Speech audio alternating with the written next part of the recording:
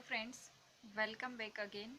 हम संस्कृत शिक्षा विभाग की शिक्षक भर्ती लेवल 1 हेतु विज्ञान के सिलेबस को कवर कर रहे हैं। इसके अंदर हमारा पहला टॉपिक अम्ल, क्षारक और लवण वाला टॉपिक कंप्लीट हो गया था। अभी अपना सेकंड टॉपिक तत्व, यौगिक और मिश्रण वाला चल रहा है। अगर आपने पहला वाला टॉपिक नहीं पढ़ा है तो आप प्लेलिस्ट में जाकर के इस टॉपिक को पढ़ सकते हैं। और अभी अपना सेकंड वाला टॉपिक चल रहा है, इसका एक वीडियो आ चुका है आपके पास, जिसमें अपन ने 6th क्लास वाली आरबीएसई की बुक से इसके जो मैटर था वो पढ़ा है। और अभी अपन 10th क्लास वाली एनसीईआरटी बुक में जो मैटर दे रखा है उसको अपन थोड़ा देखेंगे। ठीक है फ्रेंड्स, आप ये एनसीईआरटी वाला मैटर पढ़ने के बाद जो अपनी गाइड वगैरह कोई आती है, जब वैकेंसी आएगी उस वक्त आती है, तो उसमें से भी आप रीड कर सकते हैं। लेकिन उनको पढ़ने से पहले ये एनसीईआरटी और आरबीएसई में जो दे रखा होता है वो मैटर अपन को देखना ज़रूरी होता है। तो चलिए फ्रेंड्स, आज अपन 10th क्लास वाली एनसीईआरटी बुक के अंदर जो तत्व, यौगिक और मिश्रण के बारे में कुछ जानकारियाँ हैं वो अपन देख लेते हैं। तो शुरू करते हैं अपनी आज की क्लास। ये है 10th क्लास वाली एनसीईआरटी में से, और इसके अंदर हम तत्व, यौगिक और मिश्रण के कुछ जो है फैक्ट वो देखेंगे। ठीक है, पिछले क्लास के अंदर हम देख चुके हैं कि पदार्थ वे होते हैं जो स्थान घेरते हैं, जिसमें द्रव्यमान होता है और जिनको सेंस ऑर्गन के द्वारा महसूस किया जा सकता है। ऐसे जो वस्तुएं होती है वो पदार्थ या द्रव्य कहलाती है। ये अपन देख चुके हैं, इसमें कुछ नया नहीं है। ठीक है, नेक्स्ट अपन देखते हैं पदार्थ के गुण। पदार्थ के गुणों के अंदर आपको ये 3 फैक्ट ध्यान में रखने हैं कि इसमें ये बताया गया है कि द्रव्य के जो कण होते हैं उनके मध्य रिक्त स्थान पाया जाता है। ठीक है, यानी द्रव्य के कणों के मध्य स्थान होता है, रिक्त स्थान होता है। और द्रव्य के कण जो है वो निरंतर गतिशील रहते हैं, या तो कंपन करते हैं या निरंतर गतिशील रहते हैं। और द्रव्य के कण एक दूसरे को आकर्षित करते हैं। ठीक है, और इसी से वो आकर्षण बल के द्वारा ही आपस में जुड़े हुए रहते हैं। तो ये 3 फैक्ट आपको पदार्थ के बारे में ध्यान में रखने हैं, क्योंकि पदार्थ के ही प्रकार होते हैं तत्व, यौगिक और मिश्रण, इसलिए आपको पदार्थ के बारे में ध्यान में रखना है। उसके बाद में ये पदार्थ के जो प्रकार है वो अपन वैसे तो देख चुके हैं नॉर्मल वे में। 2 प्रकार अपन ने देखा था, एक शुद्ध पदार्थ होता है और एक अशुद्ध पदार्थ होते हैं। शुद्ध पदार्थ जो है तत्व और यौगिक ये होते हैं, और अशुद्ध पदार्थों के अंदर आते हैं मिश्रण। इनकी परिभाषाएं भी अपने पिछले क्लास में देख चुके हैं, लेकिन इनके बारे में जो और कुछ विस्तार से जानकारी है वो अपन आगे देखेंगे। ठीक है फ्रेंड्स, शुद्ध पदार्थों में आपको ये ध्यान में रखना है कि शुद्ध पदार्थ ऐसे पदार्थ होते हैं जो एक ही प्रकार के या समान प्रकार के घटक और अवयवों से मिलकर के बनते हैं, उनको अपन शुद्ध पदार्थ कह देते हैं। लेकिन अगर उनमें भिन्न प्रकार के अवयव और घटक हैं तब उसको अशुद्ध पदार्थ कह देते हैं। ठीक है, शुद्ध पदार्थों के एग्जाम्पल तत्व और यौगिक होते हैं। और तत्व उसे कहा जाता है जो एक ही प्रकार के, यानी कि समान एक ही प्रकार के परमाणु होते हैं, तो उनको तत्व कह देते हैं। और इनमें यौगिक के अंदर क्या होता है कि एक से अधिक तत्व मिल जाते हैं। ठीक है, और लेकिन उनका अनुपात जो तो बिल्कुल निश्चित होता है, तो निश्चित अनुपात में जब वो सहयोग करते हैं तब यौगिक बन जाते हैं।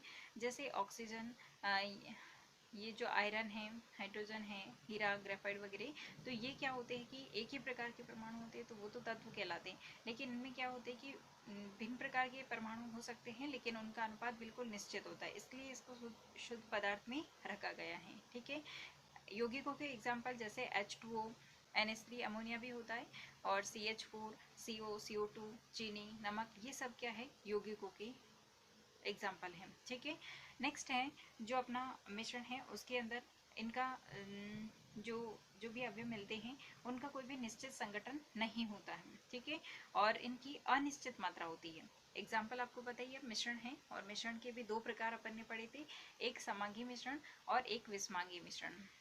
समांगी मिश्रण और विषमांगी मिश्रण, ठीक है, ये 2 प्रकार अपन ने इसमें पढ़े थे।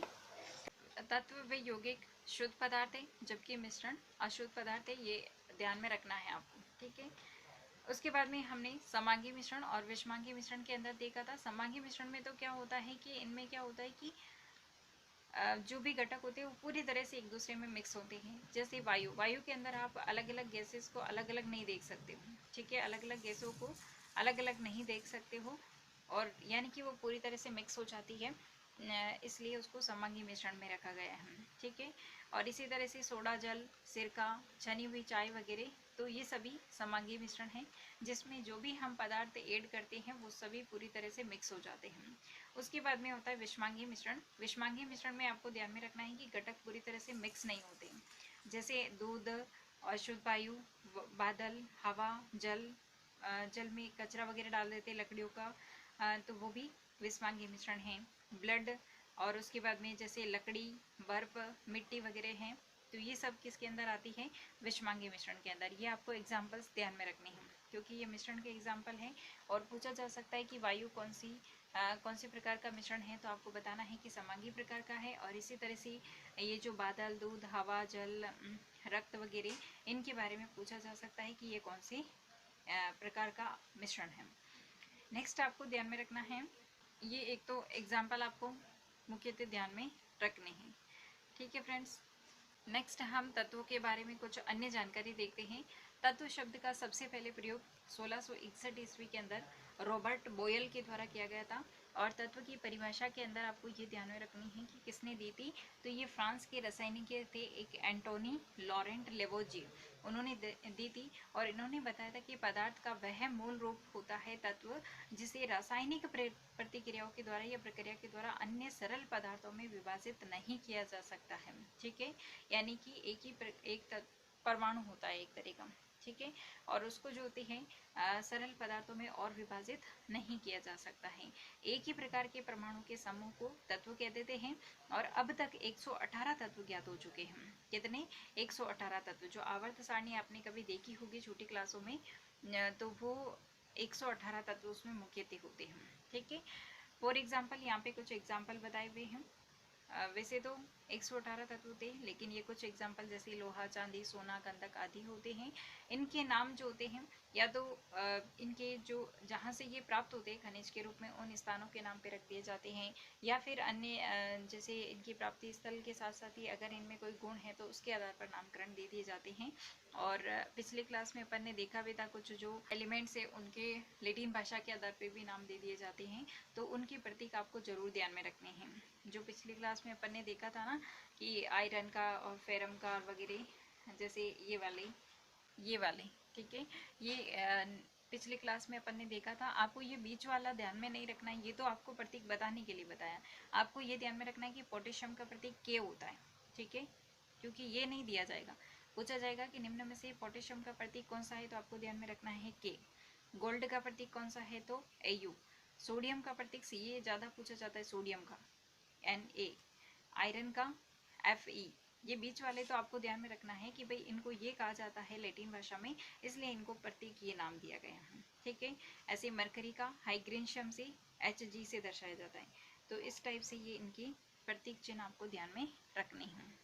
ठीक है फ्रेंड्स, नेक्स्ट अपन जो तत्व है उनको मुख्यतः 3 भागों के अंदर बांटते हैं। या तो वो धातु होते हैं, या अधातु होते हैं, या उपधातु के रूप में होते हैं। ठीक है, तो इनके ये तीनों प्रकार है, वो अपन देखते हैं। आज अपन धातु वाले को देख लेते हैं, फिर नेक्स्ट क्लास के अंदर अपन अगले वाले को देखेंगे। ठीक है, तो धातु के अंदर आपको ये ध्यान में रखना है मुख्यतः कि ये चमकीली होती है, और कुछ चांदी जैसी सफ़ेद होती है, तो कुछ सोने जैसी पीली होती है। और ताप और विद्युत की ये सुचालक होती है, यानी कि गुड कंडक्टर होती है। और इनके जो धातु से जो तार बनाए जाते हैं, वो तार इसलिए बनाए जा सकते हैं क्योंकि इनकी जो एक प्रॉपर्टी होती है टेंसाइल नेचर की, यानी ये तन्य होते हैं और तार के रूप में खींचे जाते हैं धातुएं। ओके, और इसके साथ ही ये जो धातु होती है वो आधात वर्तनीय होती है, यानी कि इनको पीट करके पतली चादरों के रूप में बदला जा सकता है, यानी ये मेलिएबल होते हैं। और इनमें जो होती है ये इको का नेचर भी होता है, यानी कि प्रतिध्वनि। अगर आप किसी धातु पे वार करते हैं तो उससे वापस ध्वनि भी सुनाई देती है, उसको कहते हैं हम, ये जो प्रतिध्वनि का गुण होता है, यानी कि इको का नेचर होता है, ये रेजोनेंस इसके अंदर होती है। एग्जाम्पल्स के रूप में आपको ध्यान में रखने जैसे सोना, चांदी और लोहा, सोडियम, पारा, पोटेशियम, ये सब जो है वो धातुएं होती हैं। इनकी प्रत्येक आपको जरूर ध्यान में रखनी है फ्रेंड्स, क्योंकि नॉर्मल क्वेश्चन इसमें से बनाया जा सकता है कि निम्न में से, जैसे आपको दे दे कि सोने का प्रतीक क्या होगा, तो आपको जब तक ये नहीं पता होगा कि इसको ओरम कहा जाता है, तब तक आप इसका प्रतीक नहीं लिख सकते हो। ठीक है, तो आपको ध्यान में रखना है। जैसे सोडियम, सोडियम का तो वैसे नाम में लिखते हैं तो सोडियम SO आता है, लेकिन क्योंकि इसको लैटिन भाषा में नेट्रियम कहा जाता है तो इसका प्रतीक Na से लिखा जाता है। ठीक है फ्रेंड्स, तो आज की क्लास में इतना ही फ्रेंड्स। नेक्स्ट क्लास के अंदर हम इसके जो अलग प्रकार है दो वाले, अधातु और उपधातु, वो हम डिस्कस करेंगे। तो आज की क्लास में इतना ही फ्रेंड्स, मिलते हैं नेक्स्ट क्लास के अंदर। तब तक के लिए thanks for watching this video. जय हिंद, वंदे मातरम। पढ़ते रहिए, मस्त रहिए।